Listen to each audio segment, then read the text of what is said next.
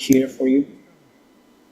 I wanted to say that we're grateful to the Kyrgyz leadership for organizing this work and for this year, throughout which Kyrgyzstan was chairing the CSTO and holding various events and activities, and I think this really helped bolster the authority of the organization in these trying times. And it is something that is really appreciated by Russia and by other states.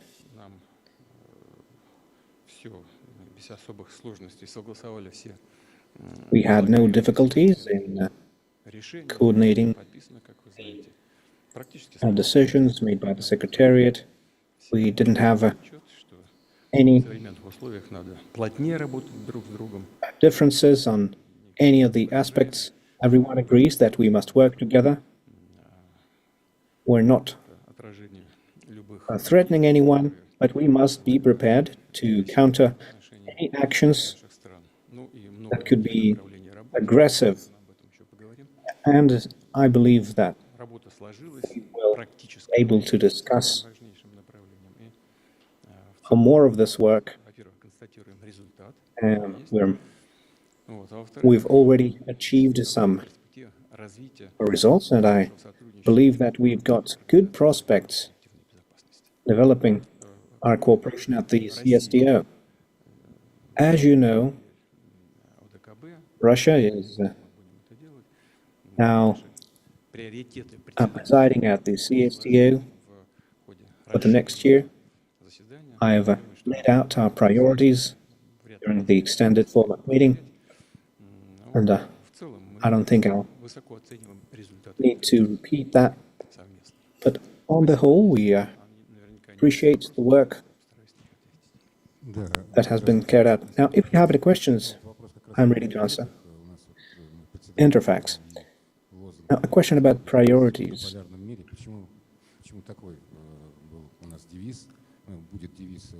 Could you tell us more about the slogan of your chairmanship, and what will your priorities be focused on? And also a question about the leader who declined to participate and is holding joint exercises with the United States. Is there a threat to CSTO security? Well, as I've already mentioned, the priorities were outlined during my statement, and those are many. We will improve our cooperation, bolster our industrial manufacturing capacities. We've had a deep cooperation from the Soviet times. We're providing preferential treatment to those who are buying our weapons among CSTO countries, and it's very effective. Obviously, as the special military operation is underway, there are, of course, limited capabilities in certain respects. They are quite substantial, but we are prioritizing our own needs. So I don't mean to say that they're strained. We're still exporting equipment, first of all, aircraft, airplane and helicopters, and we did quite a lot. It was a veritable revolution in terms of UAVs. We managed to achieve breakthroughs, and we're willing to share with our partners. Another important area is improving our governance, which may seem as a bureaucracy, but it's still important, as every country wants to streamline the expenses and to make our cooperation more effective. We will continue to hold joint exercises every sector, not only among the military, but also among our security services. Drug trafficking and organized crime are still threats that exist, and we intend to make use of everything that was prepared by our Kyrgyz colleagues. There will be a continuity of effort. As to the Armenian position, it is well known, our Armenian colleagues say that they support all the decisions made at the CSTO. They believe that they are fully fledged members of the CSTO, but they currently refrain from taking part in the meetings. That is their choice. What can we say? If they believe this is the best way right now, let it be. We are in constant contact as Russia and as the presiding country. We will, of course, be in close contact with Armenia as with the members of the CSTO. And the resolutions that we prepare and the decisions made will be coordinated with them.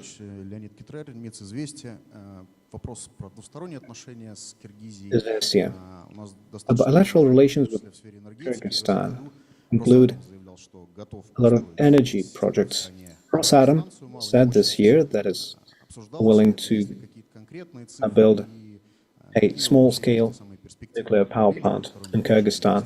Was this discussed, and what do you believe are promising areas? And there's also another detail. There were recently some issues between Kazakhstan and Russia with cargo transit. Is there anything like that with Kyrgyzstan? Well, first of all, I'm very grateful to the President of Kyrgyzstan.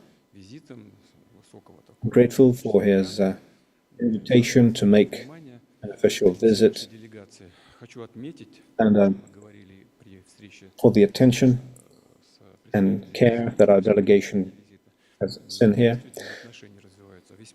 And the relations have developed quite positively after the visit, and Russian companies are increasingly present in the Kyrgyz market. One of the reasons for that is that the current Kyrgyz leadership is able to ensure domestic political stability, which is always very important for potential investors, because everyone hopes that the target country will be able to live up to the agreements. And the Kyrgyz leadership is excelling at this, and we wish them continued success.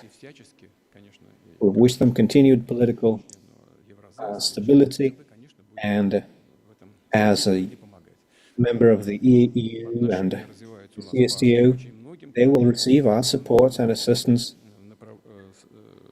Our investment relations are thriving, and we also have cooperation in the mining sector and energy. Generally, Kyrgyzstan is receiving resources at minimum prices and with no customs duties, which makes our products very competitive in the Kyrgyz market, to say the least, and is very helpful for the Kyrgyz economy too.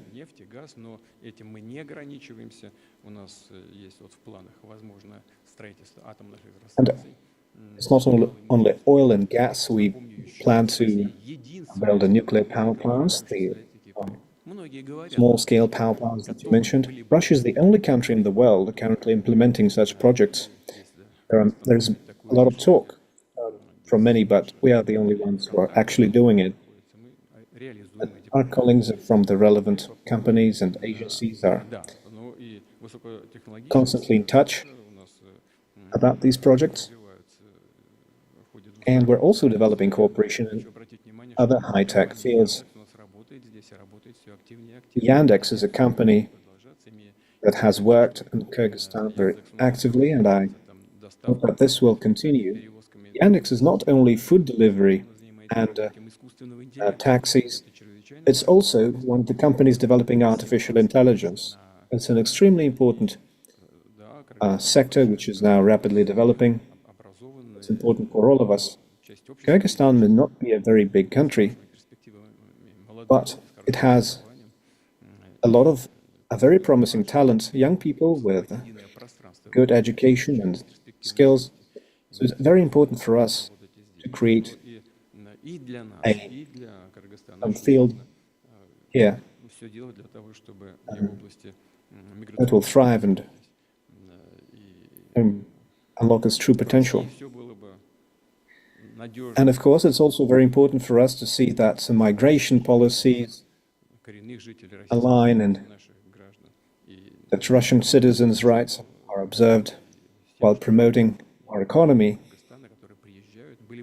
and so that the people of Kyrgyzstan who come to Russia are also prepared, that they have the requisite Russian language proficiency. And as you know, we have developed or assisted the Kyrgyz leadership in developing Russian language schools. We'll be opening more schools and we'll be working on higher education together. There's quite a lot of work planned. As you know, Russian is one of the official languages in Kyrgyzstan. So we are going to work in all of these areas. And as to the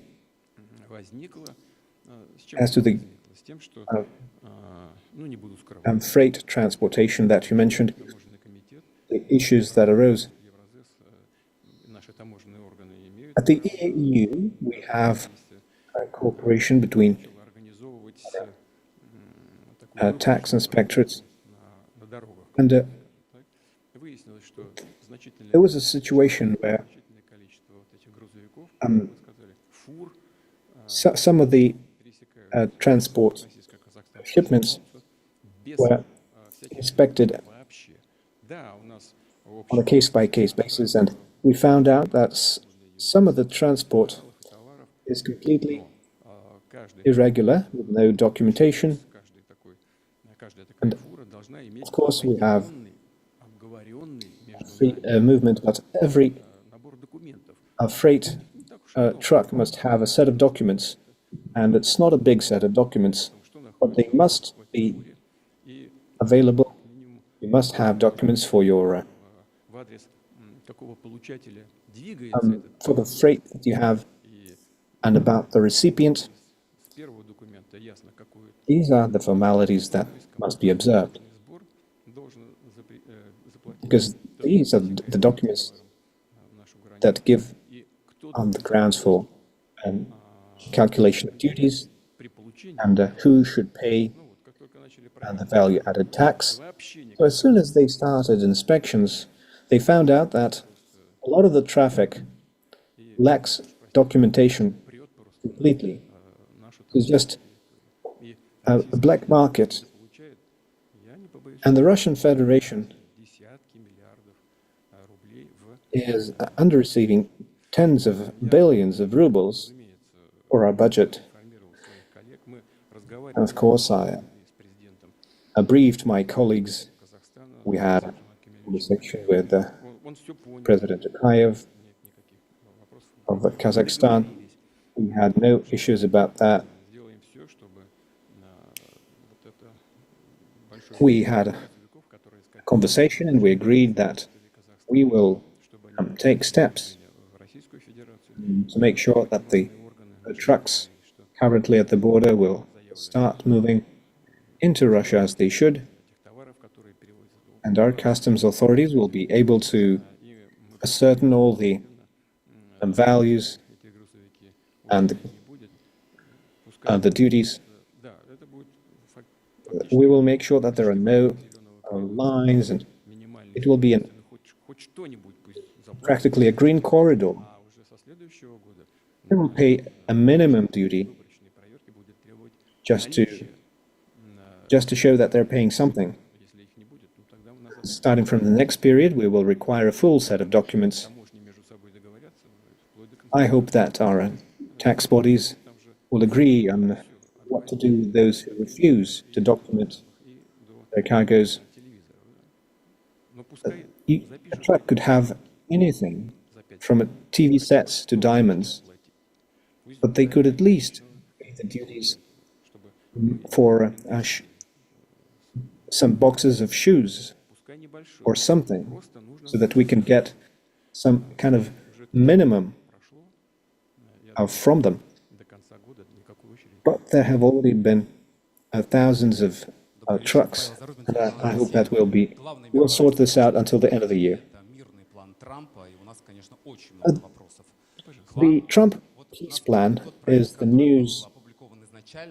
And how much does the originally published draft document include our interests, and did we receive a modified version?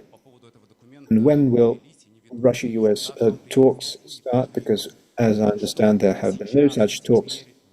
When will Steve Witkoff come to Russia, and what do you believe are the prospects for a peace settlement currently? Well, as to a draft agreement, there has been no draft. There was a set of issues, a list of issues to be discussed and to be deliberated and worked out. As I've already said, before my visit to Alaska, we discussed this with the United States and negotiating team, and after that, the list of possible items for an agreement was drafted, and it was conveyed to us through certain channels. Then there were talks in Geneva between the United States and the Ukrainian delegation. As I understand, they decided between themselves that these 28 items should be divided into 4 groups. And we received the outcomes of those discussions. In general, we agree that this may become the basis for a future agreement. It would not be proper for me to make any final statements right now, because there is no finalized material so far. And many of the things are very general in character at this point, but we see that the United States are considering our interests, including those that were voiced before the discussions in Anchorage. Some of the items will have to be discussed in very specific terms. We'll have to frame things diplomatically. It's one thing to say that Russia is not going to attack Europe, which is really laughable for us as an idea. Of course, we could write that down as this is, but sometimes people are a bit, and maybe they're a bit out of their minds, or maybe they're just trying to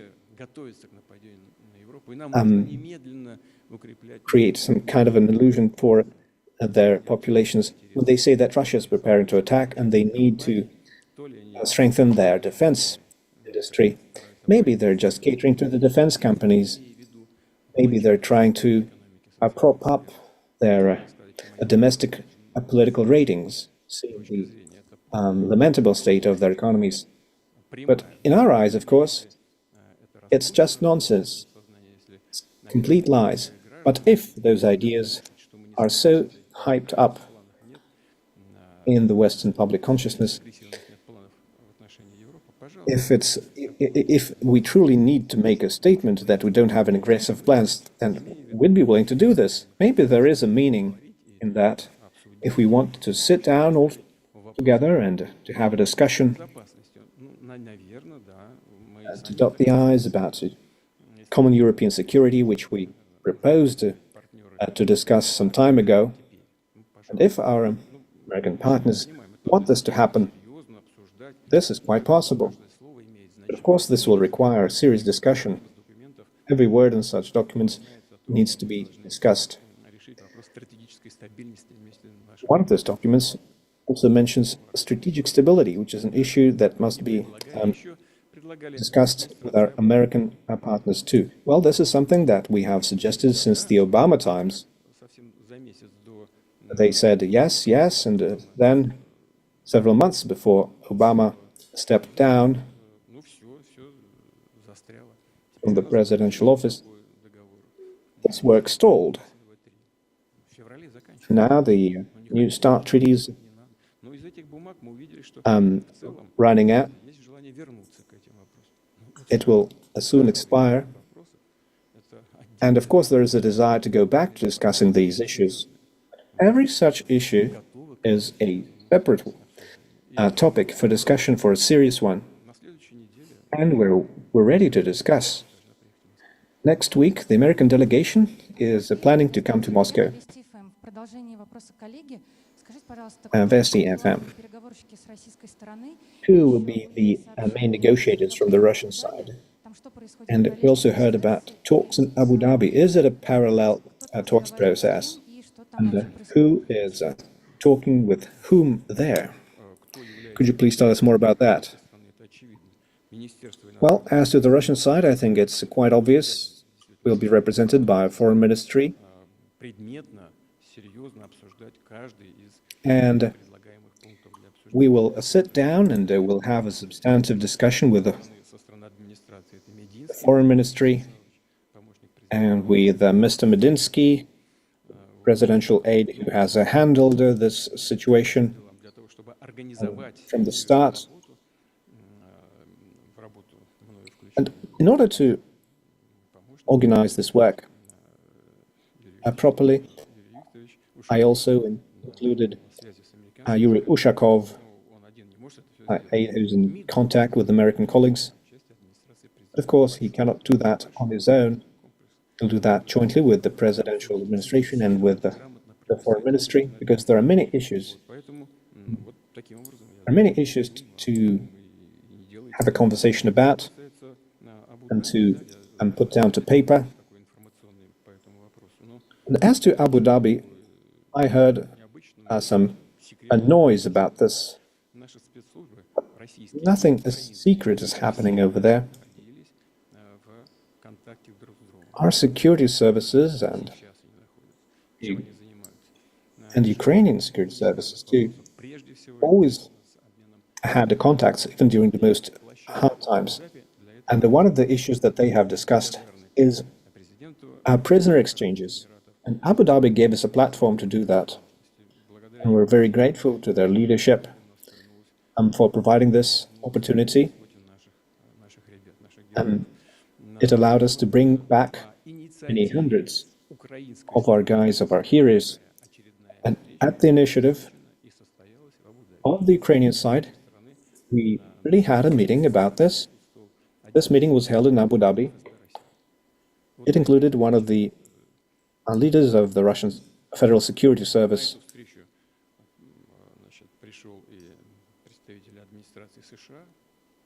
And one of the representatives of the US administration also was in that meeting, which was a surprise for us.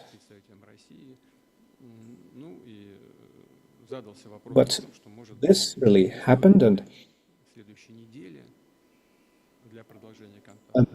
the question was raised about whether we should expedite this process and have another meeting in Moscow this week. I only learned about this when the plane landed in Bishkek. But I said that we're ready to do that at any time that is convenient. We'll be will be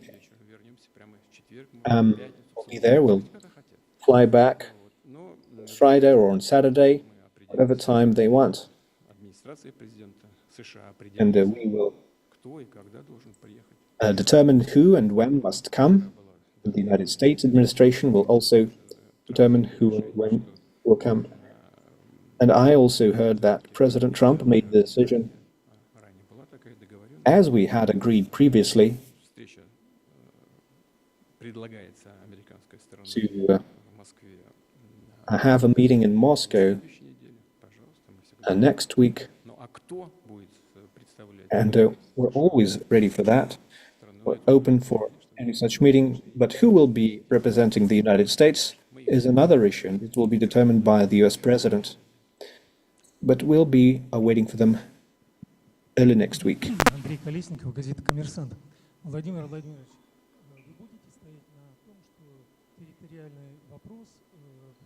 Will you insist that the issue of territories in the Donbass must be resolved here and now, or are you willing to put it off until some later time? And if I may, a second question. Would you agree to go back to G7, to the G8, which is one of the possibilities in the peace plan? Would you be willing to go back to all of those people? Well, as to G7 or G8, we never asked to be there, but we were invited there, and it was a platform to coordinate our positions on some issues. But there is a thing.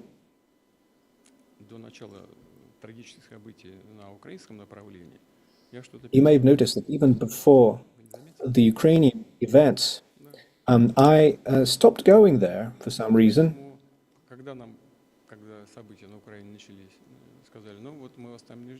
So when the Ukrainian events started, they said that we're not welcome, and we had no problem with that. I think our Prime Minister went there once. Yes,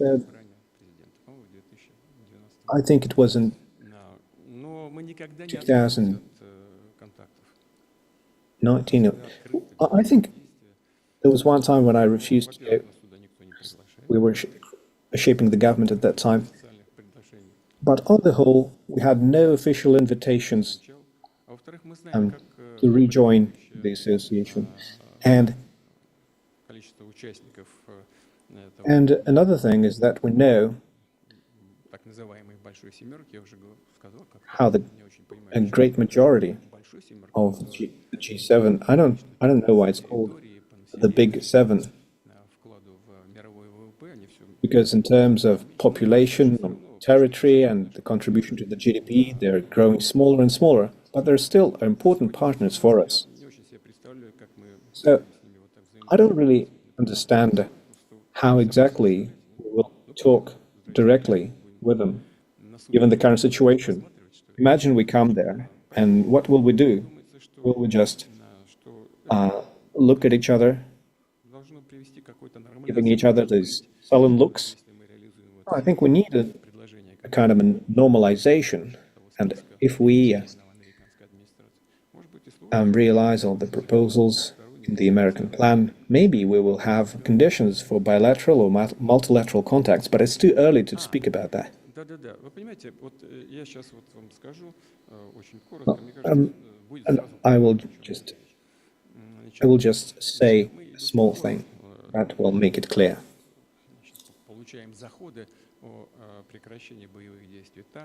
We still have proposals coming in about ceasing hostilities.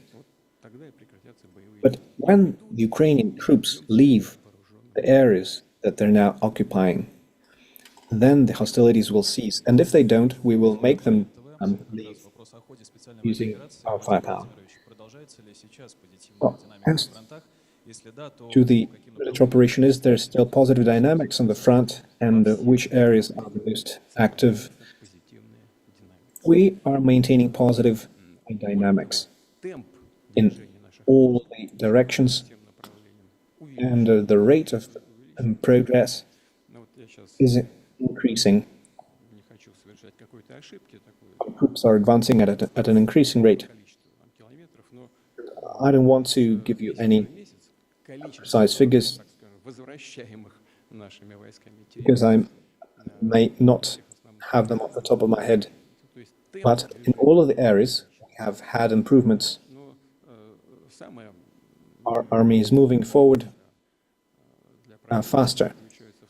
But the key problem for the enemy is that they have a growing gap between their losses and the number of soldiers that they can replace. I think they had 47.5 thousand lost in October, and they forcefully mobilized about 16.5 thousand, and about 14.5 thousand or 15,000 were brought back from the hospitals. But if we put all of that together, we have about 15,000 minus 15,000. And last month they had minus 10,000. So the gap is growing. And there are also people who desert. And desertion is a serious problem. It's not only what you hear from our media, it's also acknowledged by the Western media. And it's impossible to contain. So I don't think this situation can be helped for Ukraine. So we have positive trends in all the areas. Question from RT. Are you aware of the leaks or talks between Ushakov, Witkov, and Dmitriev? What can you say about this? It's an entire scandal that keeps growing in the Western media, seeing increased coverage, and there seems to be an attack on Witkov. Well, as to the leaks, as they say, it could be fake or it could be an eavesdropped conversation, which is a criminal act in Russia, by the way. You cannot just eavesdrop. I think those who are eavesdropping must be tracking their own affairs better. But even if you're trying to spy on someone, you should do that with skill. So I don't know exactly about the nature of those leaks, but you see that I have a busy day. I just had these events and I came here to talk with you. But generally speaking, what is the problem? It's not about us. It's about different opinions clashing between the collective West as a whole and the United States, and within them, on what should be done to stop the war, what should be done and to make it stop. We had a meeting with Mr. Witkov before Anchorage, then I went to Alaska, and we had talks. Now, on the whole, I got the impression that we understood where we stand and what should be done to stop the war. Then we went back to our capitals because we had to think and to consult with our ministries, with our allies. And after that, we agreed to continue the conversation. Lavrov and Rubio met in New York, the sidelines of the General Assembly meeting, and they did have a conversation, but I And I cannot say that there was any conflict between Russia and the US. We stayed on the Anchorage platform. And then the United States announced sanctions against our two major oil companies. Where did that come out from? I really was confused. I didn't understand where that came from. So, accusing Mr. Witkoff of being too kind on his Russian colleagues would be really unjustified. We did meet and we did talk, and we met in Alaska, as I said. And then, when the relations seem to be rebuilding, they introduced those sanctions that are certainly destructive for our relations. As I said, it's really unclear for us what kind of sign is that. What does this gesture mean? And apparently, Mr. Witkoff is going to Moscow on the instructions of President Trump to talk with us. It would be surprising if he talked with Ushakov and using swear words, and then he just came here and tried to rebuild the relations, to improve the negotiating positions. It would be just nonsense. And it goes without saying that Mr. Witkoff is a person of culture. He understands that a mutual respect is necessary for a conversation. And by the way, we're talking about a friendship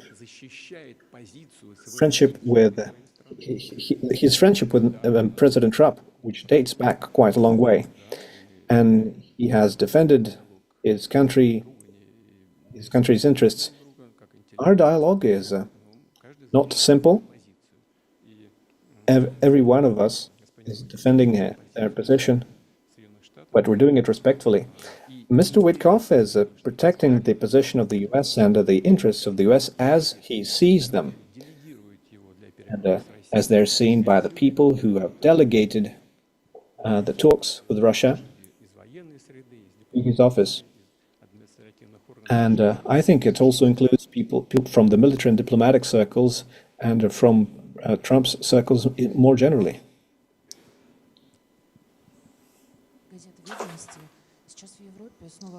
And Vedomosti, we are currently hearing renewed talk about seizing Russian assets. Will Russia respond? And do you agree with Viktor Orban of Hungary that confiscating the assets may lead to a lot of risks, lawsuits, and a crash for the euro? Well, Hungary is a member of the EU. So, a prime minister of one of the EU countries certainly must have insight into how this reflects on the currency. But obviously, this will lead to consequences for the global financial system, because there will be reduced trust in the eurozone, a sharp drop in the trust for the eurozone. And considering the many years of recession in Germany, for example, and in the region more generally, it will not be an easy challenge. Russia is working at a response package in case this happens. But everyone says directly that this would be theft of the property. And so this really begs the question, who has the higher moral ground here? Is it Ukraine, who is siphoning the United States aid, as we now know very well? And who is teaching whom? Is it the Europeans who have taught the Ukrainians stealing, or is it Ukrainians? are influencing the Europeans. Either way, if that happens, we will have a response. Channel 1. After Donald Trump said that the United States may test nuclear weapons, you gave instructions to your agencies and services to consider conducting nuclear tests in Russia. Is there a final decision about that? And if not, when can we expect such a decision? Well, I gave instructions to collect additional information about the United States actions and to present a number of proposals on what can be done next. And one of the proposals I got is to have some joint conversations with the US, as I understand it, and we're willing to talk about strategic stability. Can this happen during the next week? Yes, we will certainly raise this question. Both the US and Russia understand it very clearly that preparing for nuclear tests takes time, and we cannot find ourselves in a situation when the United States tests a weapon and we will have to prepare maybe for a year and a half till we can test our own weapons. So, as I said, we must be ready for any scenario, and we will be ready for any scenario. I propose that we conclude. All right. Questions from live. You don't have Foreign Minister Sergei Lavrov with you on the strip. Are you missing him? Well, he hasn't been seen for about 2 weeks. The media say that he is now out of favor due to his unfortunate conversation with Rubio. Well, that's nonsense, obviously. He has his own schedule. He reported to me, and he has his own plan. He's now preparing for a meeting with the American partners. Yes, please. Mr. President, a question from TASS agency. Going back to the peace plan, there is the impression that the West is proposing new meetings to be held at the first opportunity. It seems that this is kind of pressure on Russia, because these issues should not be resolved too quickly and with too much haste. Because if the solutions reached are not optimal, will there be ambiguous interpretations possible afterwards if the agreement is not drafted properly? Are there any other concerns like that? Well, I pointed out specifically that every issue on the list that was handed over to us will be discussed in great detail, because every one of those issues is a key one, and all of them require a very meticulous approach. So, apparently, our partners are understandably aiming to get this over with as quickly as possible. But what we see is, I'll go back to this issue. But let's see the situation in the military operations zone. Krasnoarmeysk and Dmitrov are surrounded completely, just as Kupiansk was. 70% of Krasnoarmeysk is now held by Russian armed forces. The south part of the city of Dmitrov is where the Ukrainian army is isolated. They are dissipating throughout the city and are now being eliminated by our troops. And if you look at the map, if you look eastward, to the northeast from that region, we'll see the city of Komsomolsk. And to the north of Komsomolsk, you have Kupiansk, Slavyansk, and to the northeast you have Seversk.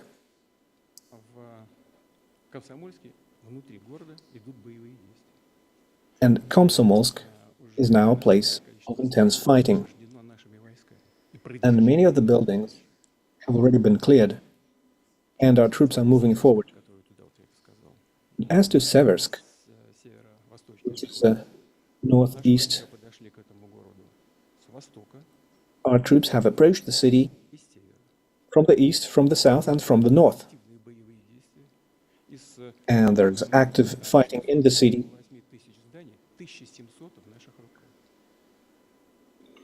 There are 8,000 buildings, and about 1,700 are currently controlled by us. As you see, the city is being surrounded by our troops, so the outcome is easy to guess. It's not very good news for the Ukrainian army. And if we look north, the city of Seversk, out of the 8,000 buildings that the city has, we have 1,700 controlled, and further north, the north group of forces has captured Volchansk, and almost completely. This is the Kharkov direction, and in the Zaporozhye region, what we see is the defenses that had been built up since 2014 by the enemy. And the Dnieper group of forces is now approaching it, and in some of the parts of that area, they are penetrating the defenses. Those are important elements. But what matters is the other thing, that the East group of forces has managed to break through the defenses and is moving very quickly and to the northern part of the region, where the region borders the Dnieper region. And this means that we are close to Gulaypolye, which is an important logistics hub. They're very close.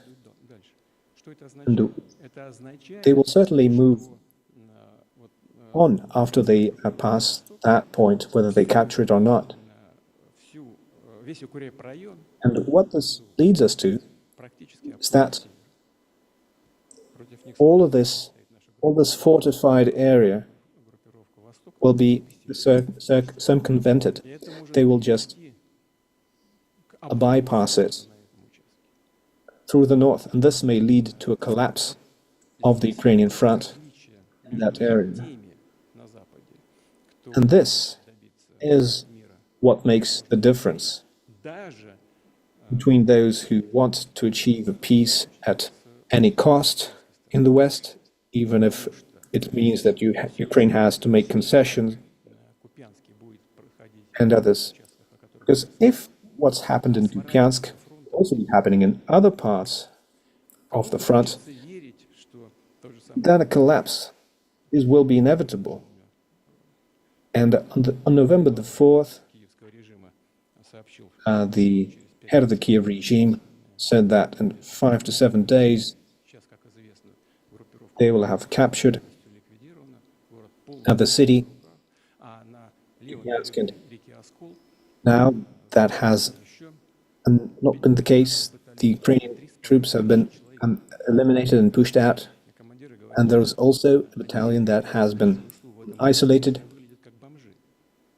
And our soldiers, that some Ukrainian troops now look like homeless people, because there are 3,500 people in that area isolated with no proper supplies. They have to use copters to drop in food supplies. They're in a terrible condition. They have been for several weeks. So those in the West who understand what this is leading to, they insist that hostilities cease as soon as possible, even if that requires the Kiev regime to make concessions, because they understand that as soon as the front collapses in those areas, Ukrainian armed forces will lose combat readiness. They will lose the most capable units, like what's happening in Krasnoarmeysk. So they're telling them to preserve their fighting core and the statehood. They believe that's what they should be thinking about. And those who believe that Kupiansk has already been captured by Ukraine insist that the war continues until the last Ukrainian. That is how those approaches are different. Those who attack Mr. Witkov are those who hold these views, those who want to be part of this affair, perhaps because they have money ties with the Ukrainian establishment, and they have no scruples about fighting to the last Ukrainians. Агентство УРАРУ, Екатерина Лазарева. У меня продолжение вопроса коллеги. Вот если вернуться опять же к мирным планам, есть мирный план Трампа, есть альтернативный план Европы. А есть ли понимание, с кем говорить, договариваться и подписывать итоговые документы со стороны политического руководства Украины? Who will sign the documents from the Ukrainian side? Well, it will be pointless to sign. The Ukrainian leadership made a strategic mistake when they said that they would hold elections. And the president, they said that they would refuse to hold elections, and the president lost his legitimacy. Russia also in a state of military conflict with Ukraine, but we had presidential elections, and recently we also had municipal elections, other elections, but they don't seem to be willing to do that, because as soon as a peace treaty is signed, as soon as the war stops, they will have to lift martial law. And if martial law is lifted, they will have to announce elections immediately. And under the current conditions, the existing Ukrainian leadership will not be able to win without cheating. But as Stalin said, it doesn't really matter who thinks what. Elections could be fixed, but they will have to have a referendum.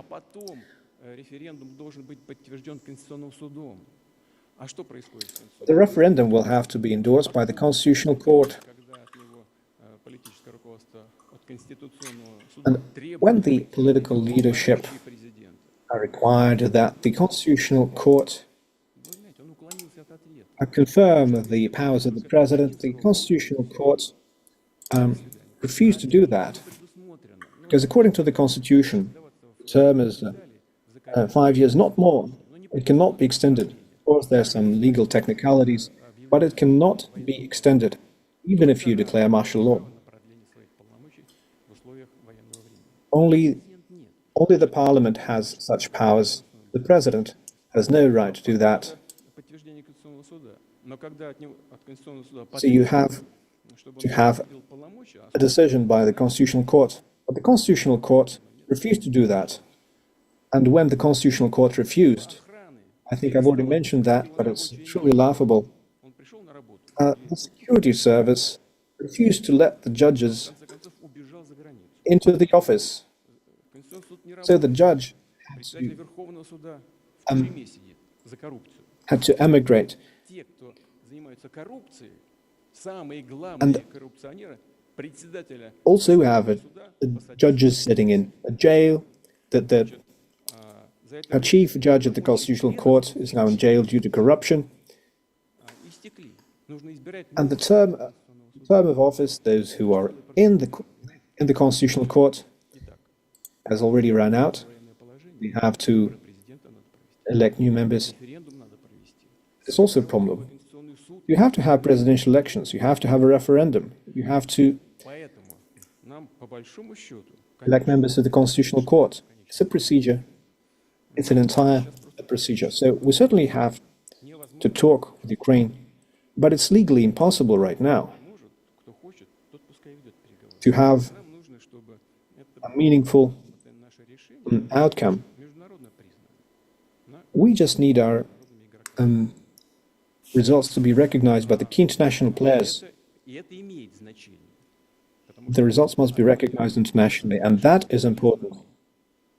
Because it's one thing to have a solution recognized and to have some parts under Russian sovereignty, and if the agreements are breached, it will be deemed an attack on the Russian Federation with all the consequences and the right to response, or it will be seen as an attempt to get back what is truly Ukrainian.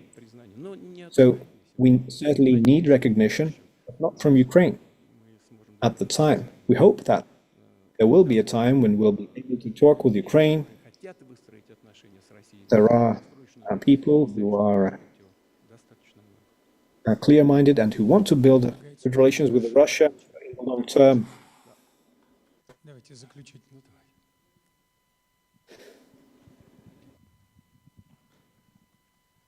Здравствуйте, меня зовут Кира Латухина, российская газета. Question from Российская газета. Писали, что завтра в Москву прилетит Виктор Орбан, венгерский премьер-министр, для Tomorrow it was reported that Viktor Orban would arrive to Moscow and for talks, and you confirm that this will truly take place. And what will be the intention? We do have contacts with Hungary regarding a potential meeting, and we're always happy to see any of our partners in Russia. Even despite the aggressive actions of the European colleagues, we would still be happy to see them too. But Viktor Orban is a person whose position is well known. It's quite unbiased, I believe, and he's one of the people who see the realities on the ground and who shape their political position in accordance with the real situation. We have great cooperation in energy, not to speak about the Apache nuclear power plant, and there are things to be discussed additionally that require additional discussions. I'm talking about the fuel for the MPPs. Because in Ukraine, for example, they used